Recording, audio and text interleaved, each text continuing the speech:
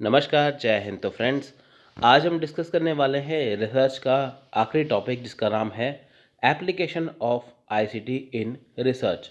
तो फ्रेंड्स, ये बहुत ज़्यादा इम्पॉर्टेंट है, तो आप इसे ध्यान से देखिएगा। जो भी वीडियो में बताया गया है वो आप इसे लिखते जाइए, आपकी फ्री में तैयारी हो जाएगी। तो बस आपको साथ साथ लिखना है। अगर आपके पास लिखने का टाइम नहीं है तो आप हमारा पेड व्हाट्सएप ग्रुप भी ज्वाइन कर सकते हैं, जहाँ पे आपको daily video, PDF notes, practice set, weekly monthly test मिलेगा। आपको हमें इस नंबर पे कांटेक्ट और व्हाट्सएप करना है। तो अगर आप लिखेंगे वो बिल्कुल फ्री है। अगर आपको लिखना नहीं है तो पेड व्हाट्सएप ग्रुप ज्वाइन कर सकते हैं। देखिए, यहाँ पे बात हो रही है application of ICT in research के बारे में। यानी कि देखिए, जो रिसर्च होती है उसमें आईसीटी का क्या रोल है। आप देखिए, आजकल सारा ज़माना जो है वो डिजिटल हो चुका है और डिजिटल हो रहा है। हर चीज़ ऑनलाइन हो रही है।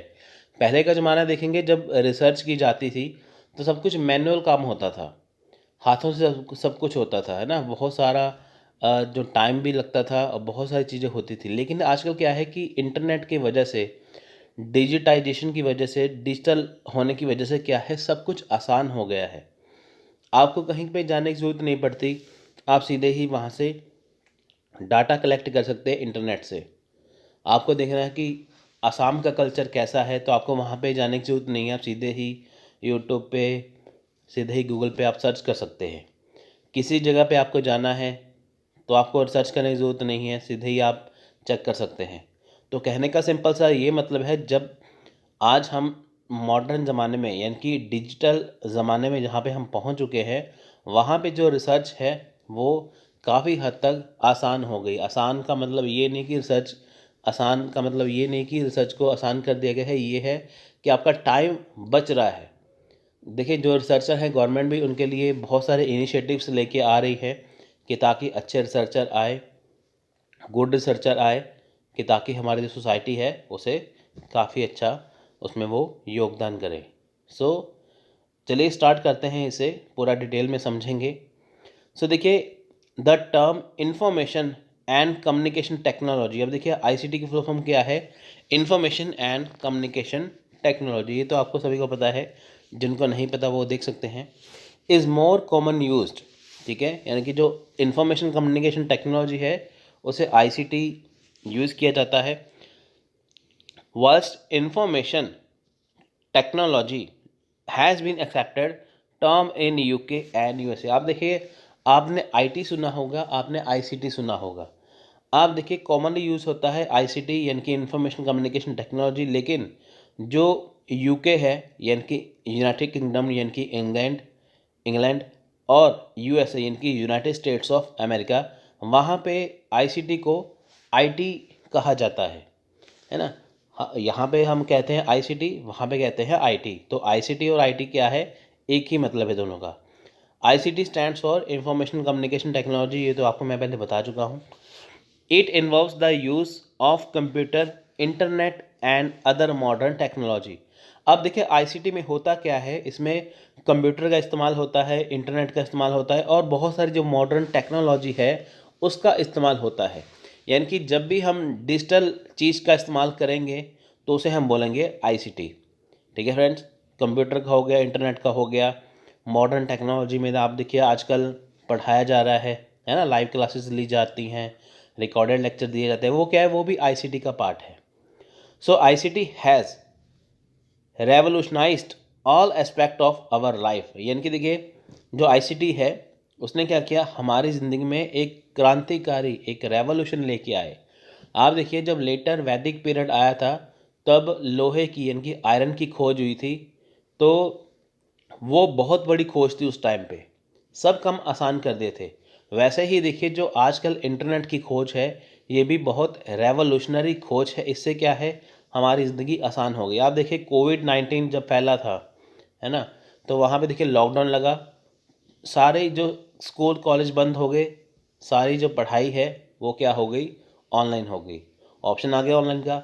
मान लीजिए ऑनलाइन ऑप्शन होता ही ना, आईसीटी होती ना, तो स्कूल कॉलेज बंद थे, तो कब जाके उनकी स्टडी स्टार्ट होती, तो हम बहुत पीछे रह जाते।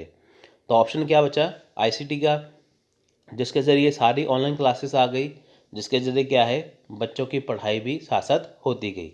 तो इसका बहुत बड़ा बेनिफिट हुआ, इसलिए ये हमारी ज़िंदगी में एक रेवोल्यूशन लेके आया। ICT deals with the use of electronics, computer and software to store, convert, process, retrieve, communicate and transmit information। अब देखिए आईसीटी में हम क्या कर सकते हैं, देखिए आईसीटी में हम देखिए इलेक्ट्रॉनिक कंप्यूटर एंड सॉफ्टवेयर का इस्तेमाल कर सकते हैं। सॉफ्टवेयर का कैसे, जैसे अब देखिए हार्ड डिस्क होती है, हार्ड ड्राइव होती है, पेन ड्राइव होती है, मेमोरी कार्ड होता है। इसमें क्या करते हैं हम, देखिए उसमें हम डाटा को स्टोर करते हैं, है ना। आप देखिए कंप्यूटर जो होता है उसमें रैम होती है, उसमें देखिए सॉफ्टवेयर रखे जाते हैं, है ना। और जो उसमें हार्ड डिस्क होती है उसमें भी डाटा रख लिया जाता है। आप किसी चीज़ को कन्वर्ट कर सकते हैं, देखिए वर्ड फाइल को आप पीडीएफ फाइल में कन्वर्ट कर सकते हैं, पीडीएफ से वर्ड में भी कई बार कर सकते हैं। डाटा को प्रोसेस कर सकते हैं, रिट्राइव कर सकते हैं, है ना। मान लीजिए आपसे डाटा डिलीट हो जाए, वो रिसाइकल बिन में जाता है, फिर आप वहाँ से उसे कलेक्ट कर सकते हैं। ये सारी चीज़ें किससे पॉसिबल है, ये पॉसिबल है आईसीटी से। ICT is often used and extended synonym for information technology IT. अब देखिए वही आईसीटी का साइनोनिम है आईटी, यानी कि इंफॉर्मेशन टेक्नोलॉजी। कहीं पे आ जाए आईसीटी, इंफॉर्मेशन कम्युनिकेशन टेक्नोलॉजी, कहीं पे आ जाए आईटी यानी कि इंफॉर्मेशन टेक्नोलॉजी, बात एक ही है। It has prove to be very useful in areas like learning, higher education, research, innovation and so on. आपको मैंने बताया ना ये हेल्पफुल है किसमें, लर्निंग में। अब देखिए आप पढ़ रहे हैं तो आप कैसे पढ़ रहे हैं, आईसीटी की हेल्प से। मैं आपको देखिए यूट्यूब पे लेक्चर देता हूँ तो आप पढ़ रहे हैं यहाँ से, आपके लिए बेनिफिट है, ये यूज़फुल है। और हायर एजुकेशन जो देखिए मैं आपको बताया ना कोरोना की वजह से क्या हुआ था कि स्कूल कॉलेज बंद हो गए, तो उसमें क्या था, सबसे बड़ा पार्ट निभाया आईसीटी ने, ऑनलाइन क्लासेस आ गई। रिसर्च करनी हो, देखिए सबसे बड़ी बात है रिसर्च करनी हो तो रिसर्च में भी आईसीटी बहुत बड़ा योगदान देती है ना। आप घर बैठे बैठे ही रिसर्च के लिए देखिए बहुत सी चीज़ें फाइंड कर सकते हैं। It can be use in research for the following. अब देखिए अब कुछ हम चीज़ें जानेंगे आगे जिसे रिसर्च में यूज़ किया जाता है। सर देखिए सबसे पहले कलेक्टिंग डाटा। अब देखिए आपको सिंपल सा यहाँ पे मतलब समझेंगे कि जो रिसर्च में आईसीटी कैसे होती है। अब देखिए कलेक्टिंग डाटा, डाटा को कलेक्ट करना, आप सभी को पता है कि जो रिसर्च करने के लिए डाटा को कलेक्ट करना बहुत ज़रूरी है ना। Primary data, secondary data. Primary data देखिए वो डाटा होता है कि जो आपने खुद तैयार किया है, आपने अपने हाथों से जो डाटा कलेक्ट किया है वो होता है प्राइमरी डाटा। सेकेंडरी डाटा वो होता है जब हम किसी का बना हुआ डाटा यूज़ करते हैं, वो होता है सेकेंडरी डाटा। देखिए कलेक्टिंग डाटा में देखिए ICT can be used for collecting data in case of study based on primary data. Online questionnaire, survey forms can be used to collect data instead of collecting data manually from the respondent। अब देखिए यहाँ पे क्या है कि data जब हम इकट्ठा करते हैं उसमें आईसीटी का रोल बहुत ज़्यादा है।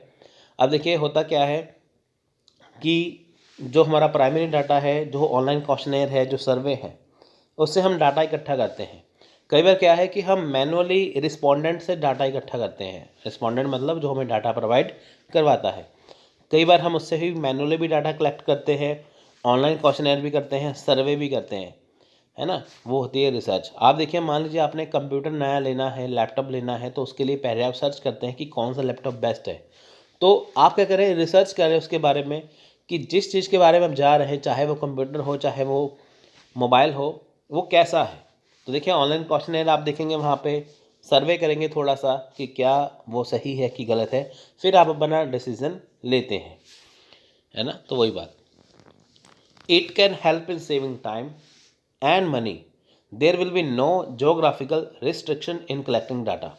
देखिए होता क्या है कि आप इससे टाइम सेव कर सकते हैं, यानी कि देखिए आईसीटी के द्वारा अगर आप रिसर्च करते हैं तो आप इससे टाइम सेव होता है, मनी सेव होती है, और आपके ऊपर जोग्राफिकल रिस्ट्रिक्शन नहीं होता। जोग्राफिकल रिस्ट्रिक्शन देखिए जैसे आप सभी को पता है कि कुछ आदिवासी इलाके ऐसे हैं जहाँ पे आया जाया नहीं जा सकता, है ना, क्योंकि देखिए वहाँ पे जा नहीं सकते, वहाँ पे रह नहीं सकते। क्यों, चाहे हमें देखिए हम कहीं भी आ जा सकते हैं, हमें पूरी तरह से आज़ादी है, लेकिन उन्हें अपना कल्चर बनाए रखने की भी पूरी आज़ादी है। इसलिए क्या है, कई जगह पे हम रिस्ट्रिक्टेड एरिया जहाँ पे जा नहीं सकते, जैसे मान लीजिए कि कुछ जोग्राफिकल कंडीशन ऐसी है ना, जहाँ पे जाया नहीं जा सकता, लेकिन आप उस चीज़ के बारे में रिसर्च कर सकते हैं। आप देखिए टेररिज्म के बारे में, अगर आपको आतंकवाद के बारे में अगर आपको रिसर्च करना है, तो आपको ज़रूरी नहीं है कि वहाँ पे जाना है आतंकवादियों के बीच में। आप उनके बारे में आईसीटी के द्वारा इंटरनेट पे सर्च कर सकते हैं, है ना, तो उससे आप जान सकते हैं। जिससे क्या है, देखिए कहीं पे भी आएंगे जाएंगे, आपका टाइम लगेगा, आपकी आपके पैसे लगेंगे, तो इससे क्या है, आपका मनी और टाइम दोनों सेव हो जाएगा और आप डाटा इकट्ठा कर पाएंगे। उसके बाद देखिए, data can also be collected through online interviews organised using audio और वीडियो कॉन्फ्रेंसिंग। अब देखिए जो डाटा है वो ऑनलाइन इंटरव्यू के ज़रिए भी इकट्ठा किया जा सकता है। आप उसमें ऑडियो और वीडियो कॉन्फ्रेंसिंग भी कर सकते हैं, है ना, तो उससे आप डाटा इकट्ठा कर सकते हैं। So next access data, accessing data. अब देखिए डाटा को एक्सेस करना, देखिए पहले हमने पढ़ा था प्राइमरी डाटा, इसमें आप देखेंगे यहाँ पे हमने प्राइमरी डाटा पढ़ा था ना। प्राइमरी डाटा वो डाटा है जो हम खुद से इकट्ठा करते हैं। अब बारी आती है एक्सेसिंग डाटा में सेकेंडरी डाटा की, जब हम किसी का बना बनाया डाटा यूज़ करते हैं। देखिए secondary data can also be accessed online. There are online portals which can be use by researcher for accessing data online. अब देखिए हमने डाटा इकट्ठा कर लिया, एक रिसर्चर ने डाटा इकट्ठा कर लिया, लेकिन उसे किसी चीज़ की हेल्प चाहिए, तो वो क्या करेगा, वो सेकेंडरी डाटा का यूज़ करेगा। तो डाटा को एक्सेस करने के लिए, यानी कि डाटा को प्राप्त करने के लिए क्या है, उसका इस्तेमाल करने के लिए, उसका यूज़ करने के लिए क्या है, बहुत सारे ऑनलाइन पोर्टल्स बनाए गए हैं। किसके लिए? रिसर्चर के लिए बनाए गए हैं, जिसका रिसर्चर इस्तेमाल करते हैं और डाटा को एक्सेस करते हैं ऑनलाइन, यानी कि डाटा को यूज़ करते हैं online. Various department of government institution and organisation upload their annual report online.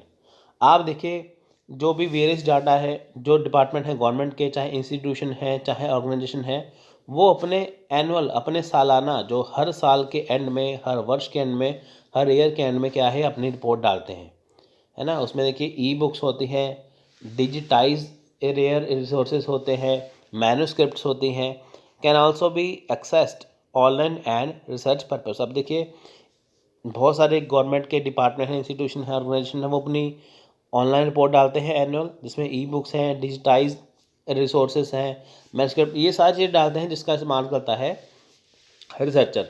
आप देखिए PIB रिलीज़ की जाती है ना, किसके द्वारा? गवर्नमेंट के द्वारा। जो UPSC वाले बच्चे पढ़ते हैं उसमें करेक्ट इन्फॉर्मेशन होती है। ये क्या है, वो है कि जो गवर्नमेंट जिसे अप्रूव करती है वो इन्फॉर्मेशन यहाँ पे होती है।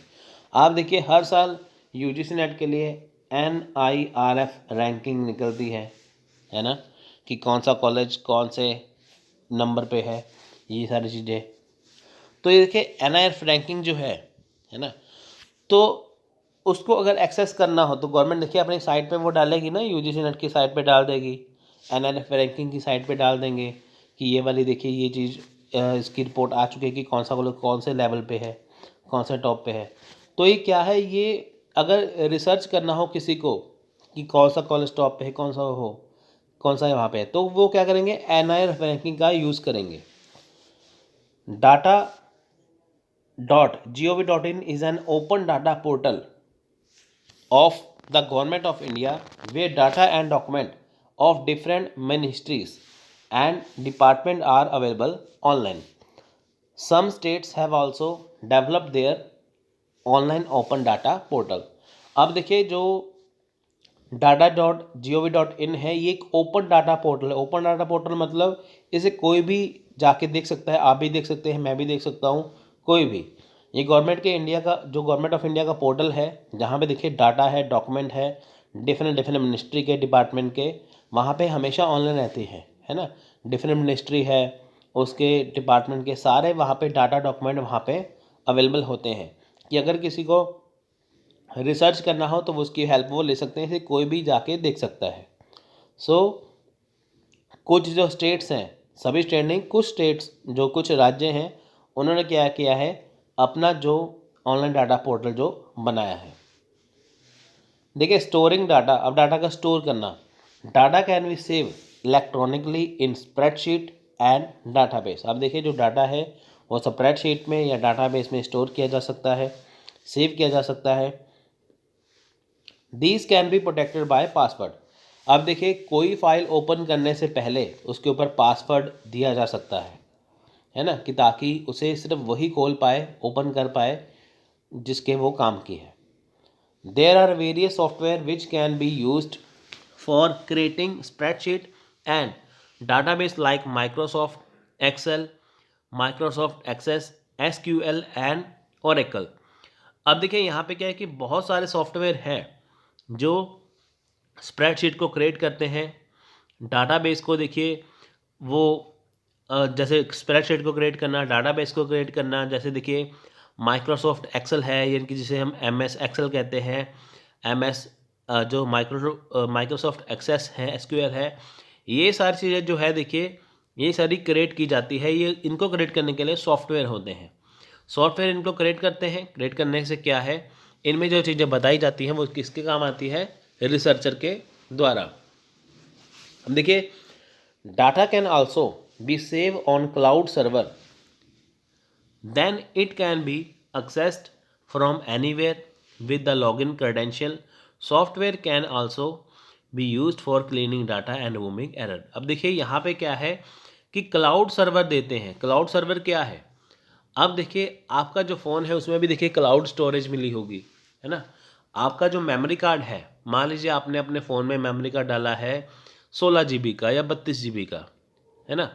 32 GB का आपने मेमोरी कार्ड डाल दिया, लेकिन देखिए उसमें क्या है, 32 GB का मेमोरी कार्ड डालने के बाद आपको लगा कि आपके फ़ोन में मेमोरी कम है, तो आप अपने फ़ोन में क्या है क्लाउड स्टोरेज का इस्तेमाल कर सकते हैं।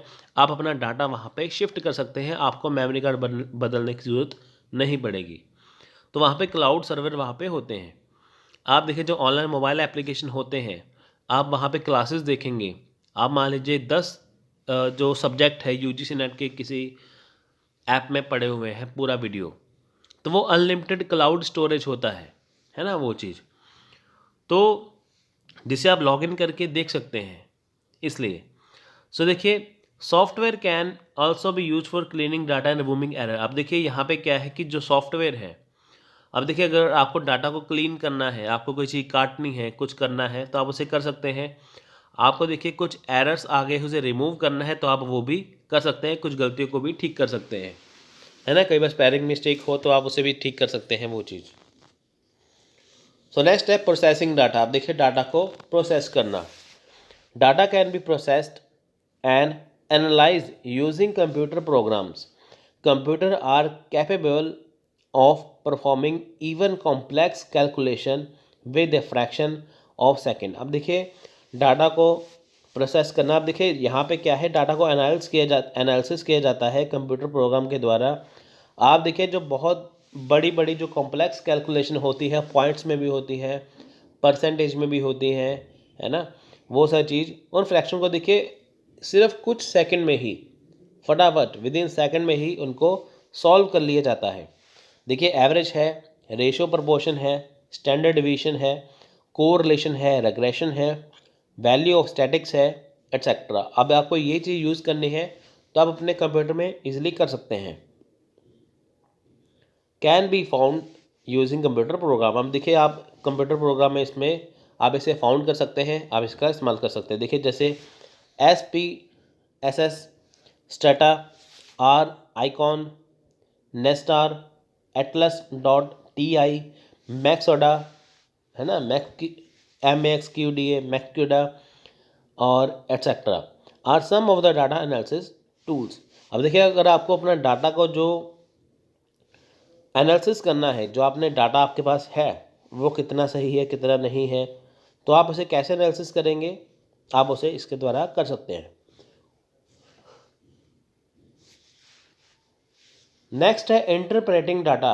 इंटरप्रेटिंग का सीधा सा मतलब होता है एक्सप्लेनेशन, यानी कि व्याख्या करना हिंदी में। अब देखिए computer program can also be used for interpreting data and presenting in visual forms. अब देखिए होता क्या है कि डाटा को इंटरप्रेट कैसे किया जाए, डाटा की व्याख्या कैसे की जाए, तो उसके लिए क्या है, देखिए जो कंप्यूटर के प्रोग्राम्स हैं वो डाटा को इंटरप्रेट करते हैं, उनको देखिए विजुअल फॉर्म में लेके आते हैं।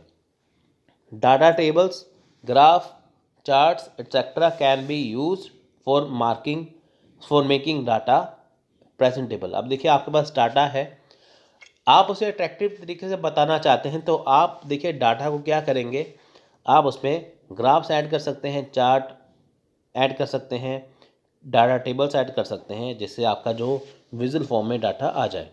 आपके पास कोई डाटा है लेकिन आपको उसे प्रेजेंटेशन, देखिए जैसे मेरे पास ये डाटा था जो आपको मैं पढ़ा रहा हूँ, लेकिन आपको मैं पीपीटी के ज़रिए, आपको मैं पावर पॉइंट के ज़रिए, आपको मैं ये अट्रैक्टिव तरीके से करके यहाँ पे मैं आपको बता रहा हूँ, अपना जो प्रेजेंटेशन है आपको मैं वो दे रहा हूँ।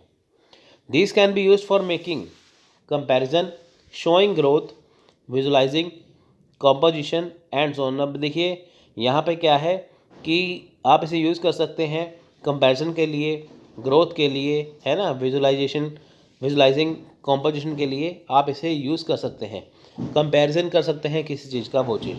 सो नेक्स्ट है देखिए यहाँ पे कम्युनिकेटिंग रिसर्च फाइंडिंग्स। अब देखें यहाँ पे क्या है कि ICT can also be used in communicating the research findings. Many of the journals and magazines are available in the electronic form, which is easy to share. Thesis can also be uploaded online on the designated portals.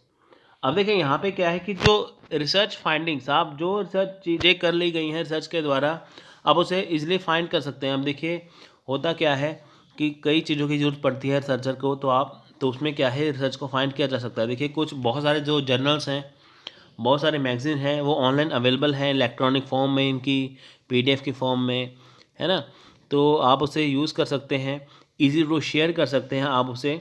सो इसमें क्या है कि सारी चीज़ें जो online है ना, online upload की गई हैं, तो आप इसका यहाँ पे क्या कर सकते हैं, इस्तेमाल कर सकते हैं। देखिए Shodhganga is one of the such platform. It is mandatory for research fellows to upload their thesis online on Shodhganga. अब देखिए जो शोध गंगा है वो क्या है, वो ऐसा प्लेटफॉर्म है ना, जो शोध गंगा है वो गवर्नमेंट ऑफ इंडिया की तरफ से शुरू किया गया है। वो ऐसा एक वन ऑफ द प्लेटफॉर्म है जहाँ पे आप रिसर्च को फाइंड कर सकते हैं। So it is mandatory for research fellows to upload their thesis online on Shodhganga. अब देखिए जो भी थीसिस होती हैं, है ना, जो रिसर्चर की थीसिस होती है, उनका मैंडेटरी होता है कि वो अपनी जो थीसिस हैं वो शोध गंगा पर अपलोड करें। इसका मतलब क्या है, देखिए मान लीजिए कोई रिसर्चर है, उसने थीसिस वहाँ पे अपलोड कर दी। अब सेम रिसर्च के बारे में देखिए अगला रिसर्चर आएगा, है ना, तो वो उस थीसिस को पढ़ के एक आइडिया ले पाएगा कि कैसे रिसर्च करनी है, कैसे क्या करना है, एग्जाम्पल के तौर पे। सो ये था इसमें डाटा प्रोसेसिंग वगैरह, ठीक है। इसमें हमने देखिए यहाँ पे इसमें हमने देखिए कलेक्टिंग डाटा किया, असेसिंग डाटा किया, स्टोरिंग डाटा किया, प्रोसेसिंग डाटा किया, इंटरप्रेटिंग डाटा किया, कम्युनिकेटिंग रिसर्च फाइंडिंग किया। सो देखिए ये बहुत ज़्यादा इम्पॉर्टेंट है। सो देखिए इसके मैं 3 लेक्चर बनाऊंगा, तीन, ठीक है, 3 लेक्चर आएंगे। इसमें हमने ये सारी चीज़ कर ली बेसिक। इसके बाद हम करेंगे यहाँ पे application of ICT in research, classification step by step. अब देखिए यहाँ पे हम जो भी क्लासिफिकेशन करेंगे ना, वो स्टेप बाय स्टेप सब कुछ यहाँ पे करेंगे। इसमें बहुत सारी हम चीज़ें करेंगे कि डाटा एनालिसिस कैसे किया जाता है, प्री डाटा कैसे होता है, डाटा एनालिसिस क्या है, पोस्ट डाटा एनालिसिस क्या है, सब कुछ यहाँ पे कवर किया जाएगा। सो वो करेंगे अपने अगले लेक्चर में। तो ये 3 लेक्चर आएंगे यहाँ पे, एक इसका आ गया, एक इसका आएगा, एक हम शॉर्टकट में समरी इसको समझेंगे। सो फ्रेंड्स ये था आज का लेक्चर। आपको अच्छा लगा तो लाइक और शेयर करना मत भूलिए। सो मिलते हैं अगले वीडियो में, तब तक के लिए टेक केयर।